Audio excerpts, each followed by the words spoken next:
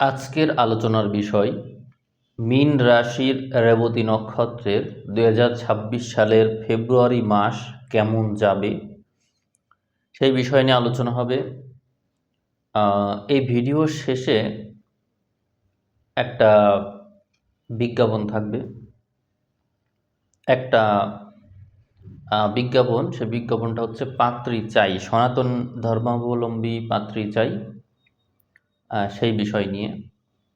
আমাদের চ্যানেলেরই একজন ক্লায়েন্ট, তো আপনারা যাদের পাত্রী আছে হাতে, আপনারা দেখে নেবেন ভিডিওটা।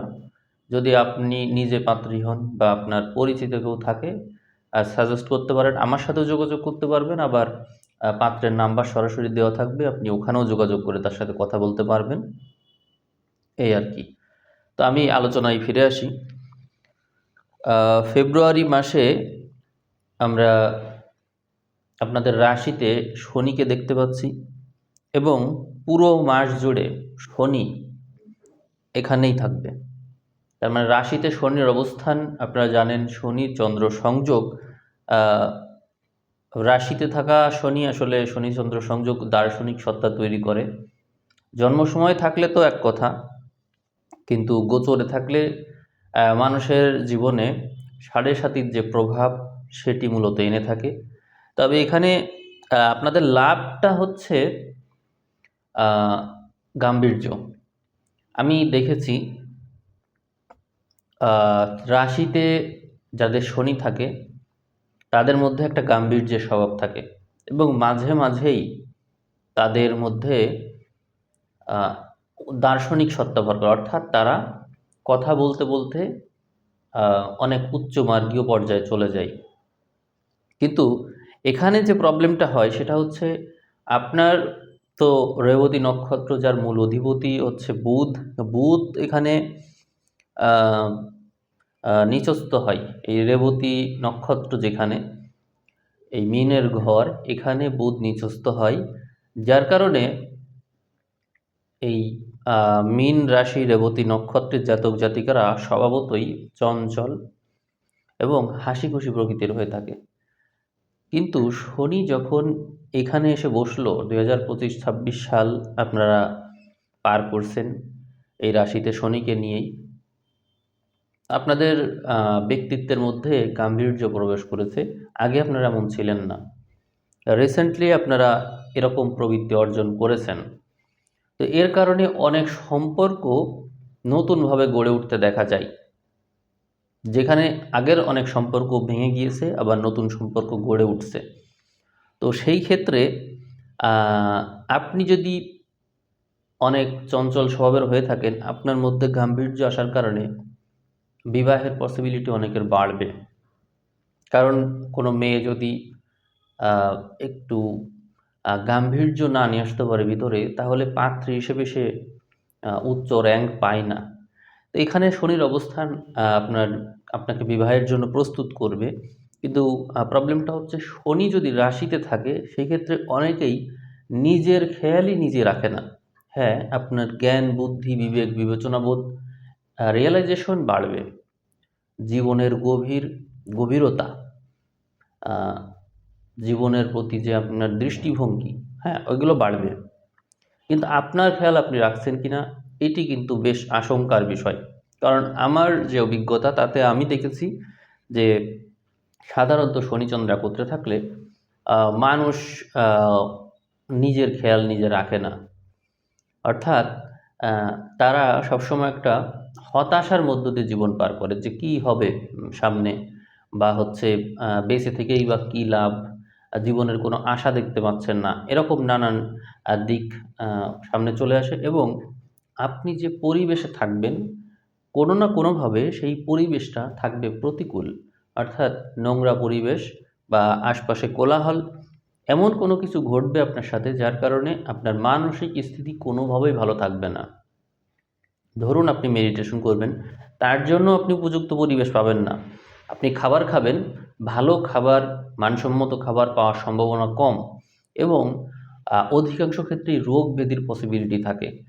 অর্থাৎ এখানে দেখা যায় যে ঘুরে ফিরে আপনার সামনে এমন কিছু পরিবেশ চলে আসে, যেগুলো আপনি টোটালি নিতে পারেন না।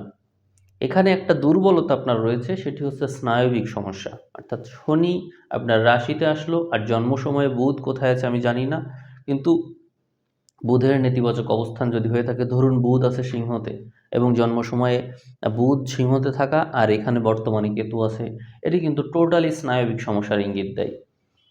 তো যদি এমন হয়ে থাকে, তা আমি বলবো আপনি আহ, স্থান পরিবর্তন করুন। এমন পরিবেশে থাকুন যেখানে ভালো বাতাস আছে, আলো বাতাস এবং জল, জলের বিষয়টা আমি বলবো। এই যে আমি কিছুদিন আগে আপনাদের ফিল্টার নিয়ে কথা বলছিলাম যে আমার একটা ফিল্টারের সমস্যা। তো ফিল্টারটা আমি যেটা কিনেছিলাম ওইটা ছিল ইকো ফ্রেশ। তো আমি জল ভালো পাচ্ছিলাম না। জল খেতে গেলে আমি কেমিক্যালের গন্ধ পাই। পরে বারবার, তো তাদের কী করে, তারা বারবারই চেঞ্জ করে, কিন্তু বারবারই আমি গন্ধ পাই। শেষ পর্যন্ত এটা বদলানো হলো। এরপরে তার চেয়ে কিছু টাকা কম, 10.5 বা 10-11 হাজার মতো মনে হয় নিয়েছিল ভীষণের যে ফিল্টারটা, ইলেকট্রিক ফিল্টার, ওইটাই কিন্তু এখন ভালো জল পাচ্ছি। তো ওইটা আমি খাচ্ছি। এখন আর জলের সমস্যা আমার নেই। তা আমি আপনাদের পরামর্শ দেব যে আপনারা, আহ, যেহেতু আপনার রাশি হচ্ছে জল রাশি, অতএব জলের দিকটা আপনাকে দেখতে হবে। আপনি ভালো, আমি ভীষণ ফিল্টার আপনাকে সাজেস্ট করছি, আমি যেটা খাচ্ছি আর কি। আমি তো আগে পিওরিট ব্যবহার করতাম, এই যে 4 থেকে 5 হাজার টাকা দাম নেই যেগুলো, এগুলোর জল তো আসলে একদমই নিরাপদ না। খালি পরিষ্কার করে, কিন্তু আসলে জীবাণুমুক্ত হয় না। এগুলো আপনারা আ পরিহার করতে পারলে খুবই ভালো। আপনাদের জলরাশি হওয়ার কারণে এবং এখানে শনি থাকার কারণে অবশ্যই আপনাদের জল সংক্রান্ত সমস্যা আছে, এবং অনেকের ত্বকেই আ ব্রণের সমস্যা এবং ত্বক সংক্রান্ত নানান সমস্যায় আপনারা অবশ্যই ভুগছেন। এটা আমি আপনাদের সাথে কথা না বলেই আমি এটা বুঝতে পারছি। হয়তো এর আগে কখনো এই বিষয়টা আমি উল্লেখ করিনি। কিন্তু হঠাৎ আমার দেখে মনে পড়ল যে শনির নিজ নক্ষত্র এবং রাশিতে, জলরাশিতে এটি নিশ্চিতভাবে বলা যায় যে আপনার এই সমস্যা হচ্ছে। তো আমি আপনাদের বলে দিলাম যে আপনারা কয়েকটা বিষয় খেয়াল করেন। প্রথমত জল, আপনারা ভালো ফিল্টার ব্যবহার করেন, ইলেকট্রিক ফিল্টার ব্যবহার করতে পারেন। হয়তো 10 থেকে 11 হাজার টাকা খরচ হবে। ওই যে ভীষণের ফিল্টার তো বললামই আমি, এই ফিল্টার ভালো। তো এইটা ব্যবহার করলে আপনারা উপকার পাবেন, অর্থাৎ জলের সমস্যা দূর হবে, আপনাদের ত্বকের সমস্যা দূর হবে। এছাড়াও নানান রোগ ব্যাধি কমে আসবে। আর বায়ুর বিষয়ে বলবো, সবসময় জানলা দরজা খোলা রাখার চেষ্টা করবেন। ধুলাবালিযুক্ত আহ, পরিবেশে থাকলে রোগ ব্যাধি বাড়বে। কারণ হচ্ছে আপনার বুঝতে হবে আপনাকে যে আপনার মূল নক্ষত্র হচ্ছে বুধ। বুধ খুবই সেনসিটিভ। আমি আপনাকে এর আগেও একটা ভিডিওতে বলেছিলাম, আপনারা এই শুনেছেন কি না, আমি বলেছিলাম যে ওই যে ইকো ফ্রেশ ফিল্টারের কথা ল্যাবে টেস্ট করা হচ্ছে। ল্যাবে কোনো সমস্যা নেই, অর্থাৎ বলা হচ্ছে যে এই জলে কোনো সমস্যা নেই, কিন্তু আমি মুখে দিলেই আমি কিন্তু ঠিকই গন্ধ পাচ্ছি। এবং আমার স্নায়ুতন্ত্র কিন্তু অনেক শক্তিশালী, যার কারণে আমি সেন্স করতে পারি, আমি বুঝতে পারছি এতে সমস্যা আছে। আমি কিন্তু শেষ পর্যন্ত বদল বদল করতে তারা বাধ্য হয়েছে, আমি কিন্তু এটা কোনোভাবে অ্যাকসেপ্ট করিনি। এরপরে জল মুখে দেওয়ার সাথে আমি বুঝতে পারলাম যে না, এটা ভালো আছে। এর থেকে বোঝা যায় যে আপনার স্নায়ুতন্ত্র যদি শক্তিশালী থাকে, তাহলে কোনো টেস্ট কোনো টেস্ট হয়তো ভেরিফাই আপনাকে করে দিচ্ছে, কিন্তু আপনার আপনার স্নায়ুতন্ত্র কিন্তু তার চেয়ে কোনো অংশে কম না। তো ওই রকমই একটা স্নায়ুতন্ত্র এই বুধ দিয়ে থাকে। আমার জন্ম সময় বুধ তুঙ্গি আছে, কন্যাতে আছে, যার কারণে আমার স্নায়ুতন্ত্র ওই বিষয়ে খুব শক্তিশালী।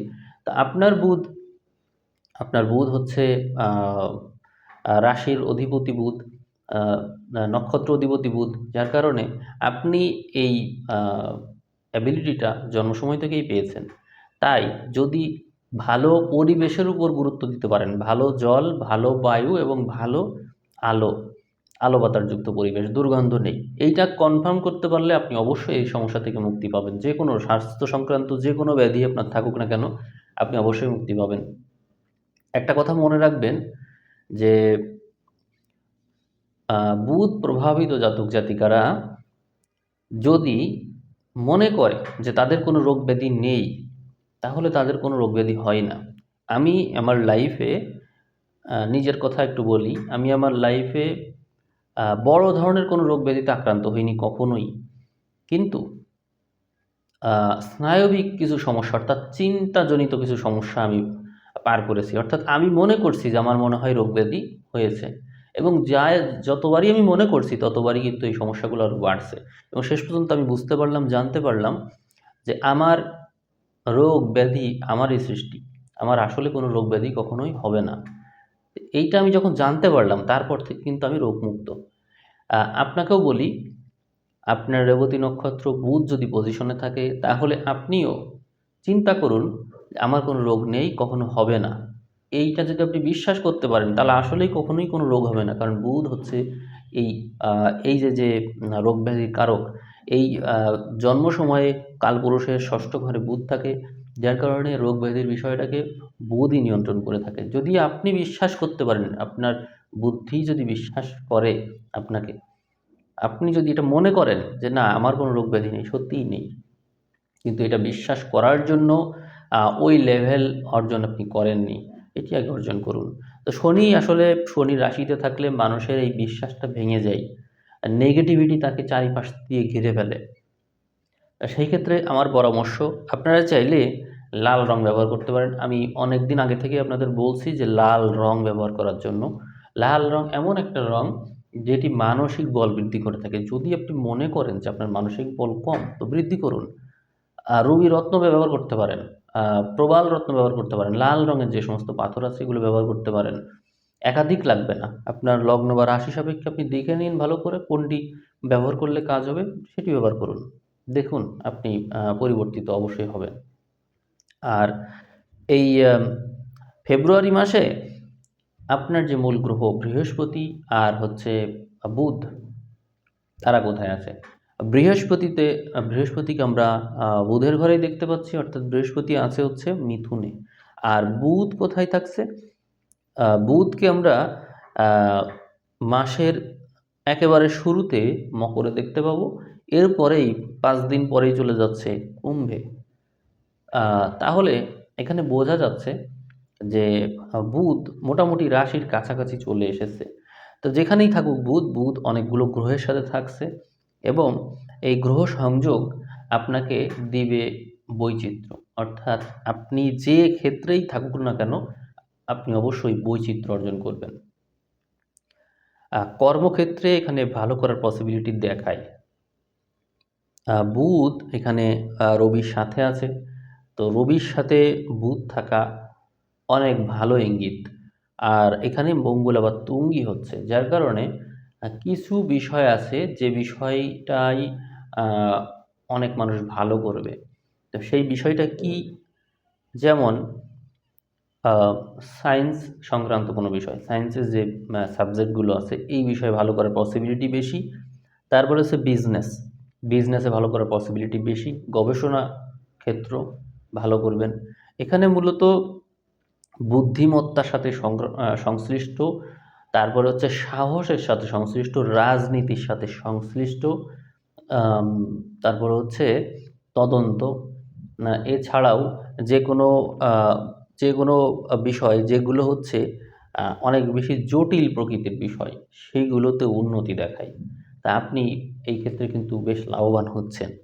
তা আপনার লগ্ন লগ্ন অধিপতি বা রাশির অধিপতি বৃহস্পতি, সে এমন একটা ঘরে আছে যেখান থেকে বুধের উপর দৃষ্টি রাখতে পারছে, যার কারণে এই মাস আপনার খারাপ যাওয়ার পসিবিলিটি অনেক কম। তবে হ্যাঁ, আপনি প্রতিকূল পরিবেশ পাবেন, তারপরও প্রতিকূল পরিবেশকে ওভারকাম করার অ্যাবিলিটি আপনার থাকবে। কারণ এখানে একটা জিনিস আপনাদের বলি, বুধ হচ্ছে এমন একটা গ্রহ যে সবার সাথে তাল মিলাতে পারে এবং লাভ উঠাতে পারে। বুধ এখানে থাকছে রাহুর সাথে, শুক্রের সাথে, সাথে রবি মঙ্গল থাকছে, বৃহস্পতির দৃষ্টি থাকছে। মোটামুটি বুধ 5টা গ্রহের প্রভাবযুক্ত, এবং বুধ দিয়ে নিজে হচ্ছে 6, আর রাশিতে থাকছে শনি, মোট হচ্ছে 7। এতগুলো গ্রহ দ্বারা প্রভাব যুক্ত হচ্ছে। অন্যদিকে বিপরীতে কেতু আছে, তার প্রভাবও যুক্ত করা যায়। মানে কোনো কিছু বাদ নেই, কোনো কিছুই বাদ নেই। রেবতী নক্ষত্র সকল প্রভাব একসাথে পাচ্ছে, এইটা কিন্তু অত্যন্ত ভালো। এখানে আপনারা যদি গবেষণামূলক কোনো কাজে থাকেন, অর্থাৎ উচ্চ পর্যায় পাওয়া যায় এরকম কোনো কাজে থাকেন, সেখানে আপনার ব্যস্ততা মাত্রা ছাড়িয়ে যাবে। অনেক ব্যস্ত থাকবেন, অন্যের অতিরিক্ত দায়িত্ব আপনাকে নিতে দেখা যাবে। আমি আপনাকে সাবধান করব এখানে যে আপনি আহ, যেহেতু একাদশ দ্বাদশ এই সমস্ত ঘরে গ্রহ থাকছে, আয় তো আপনার যথেষ্ট বাড়বে, কিন্তু আপনার ব্যয়ের মাত্রা সীমা ছাড়িয়ে যেতে পারে। কারণ হচ্ছে এই সময়ে আপনি অনেক বিষয়ের সাথে সংশ্লিষ্ট থাকবেন, যার কারণে আপনার ব্যয়ের মাত্রা বাড়বে। আর আহ, যদি কারোর এমন কোনো চাকরি বা বিজনেস থাকে যেখানে আপনাকে ট্যুর দিতে হয়, ভ্রমণ করতে হয় মাত্রাতিরিক্ত, তাহলে সেই বিষয়টা বেশি গুরুত্ব পাবে। আপনি যদি কোনো বিজনেসের সাথে থাকেন, এক্সপোর্ট ইম্পোর্ট বা বাইরের দেশের সাথে, এই বিষয়টাই আপনি যথেষ্ট ভালো করবেন এবং এখান থেকে আপনার মানে প্রচুর পরিমাণে ইনকামের ইঙ্গিত দেয়। কারণ হচ্ছে এই কুম্ভে তো অনেকগুলো গ্রহ, কুম্ভের অধিপতি শনি আপনার রাশিতেই বসে আছে। এইটা আপনাকে নানান দায়িত্ব নিতে সহায়তা করবে। তো এই বিষয়গুলো যথেষ্ট ভালো দেখায়। আর কেতুকে আমরা সিংহের ঘরে দেখতে পাবো। যদি জন্ম সময়ে সিংহতে কোনো গ্রহ থেকে থাকে, তাহলে মেডিটেশনটা বাধ্যতামূলক আপনার জন্য। আমি আপনাকে বলবো যে আপনি অন্তত অটো সাজেশনটা অন্তত একটু শুনবেন। কারণ আলটিমেটলি যাই বলি না কেন, রাশিতে শনি থাকলে মানুষের মধ্যে সবার আগে নেতিবাচকতা সামনে চলে আসে।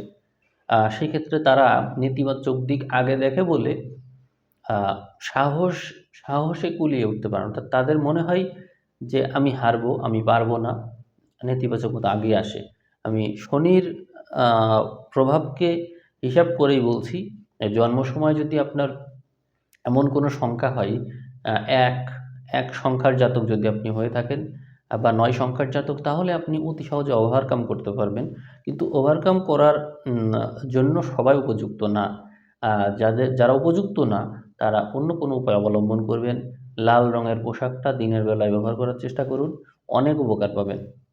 আমি নিজেই ব্যবহার করেছি বলেই আমি এর প্রভাব জানি, তো জানি বলেই আপনাদেরকে পরামর্শ দিলাম। তা আমি রাশিফল শেষ করব তার আগে কয়েকটা মাস্ট বি ইতিবাচক কথা বলি, যেগুলো আপনার সাথে অবশ্যই ঘটবে।